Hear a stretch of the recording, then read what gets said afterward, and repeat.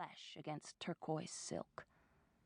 The chosen one imagined what was hidden beneath that smooth fabric: rosebud nipples, virgin skin, and lower, a dark nest of curls the same reddish-brown as that luxurious tangle of copper that tumbled to her shoulders. He thought of her as the princess, her father's pride and joy, athlete, scholar, and a little naughty, rebellious. It was there, in her eyes. He'd seen it before, heard it in her deep, sexy laughter. She glanced toward the window with her wide green eyes. The chosen one froze in his hiding spot. Her mouth pulled into a tiny, defiant pout. His cock responded. Just a little twinge. He imagined what those lips might do with the right sort of prodding. Closed his eyes, felt the cool caress of the rain running down his cheek as his fingers strayed to his crotch.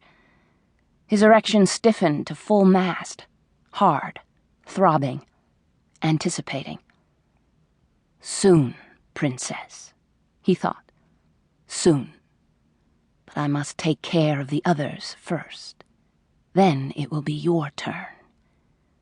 Be patient. Beep, beep, beep. His eyes flew open at the sound of his watch's timer. He clicked off the alarm and bit back a swear word. That was careless. Unlike him.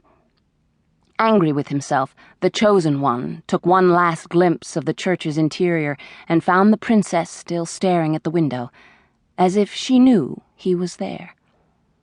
Quickly he ducked from beneath a tree and jogged through the curtain of rain. He'd stayed much too long. Furious with himself, he picked up his pace, long legs sprinting easily across the wet lawn to the corner, where he turned down a narrow alley, ran 3 blocks, then doubled back to a parking space in front of an abandoned, boarded-over building that had once been a garage. He was sweating, not from exertion, but anxiety as he climbed into the older car with its tinted windows. He stripped off his running clothes and gloves, then folded them neatly into a leather duffel. Soon it would be time. Soon Rick Bentz would feel the pain of losing that which he held most dear. But first Bentz needed to know what was at risk. He had to feel real fear. A dark, gnawing dread that would eat at him when he realized that everything he did, everywhere he turned, every place he'd once held sacred, would no longer be safe. A smile crept across the chosen one's jaw as he withdrew a towel from his bag. Quickly he swiped the rough terry cloth over his face and neck. Then he took the time to check the rearview mirror. Blue eyes stared back at him. Hungry eyes. Bedroom eyes. He'd been told by more than one woman who was foolish enough to think he could be seduced.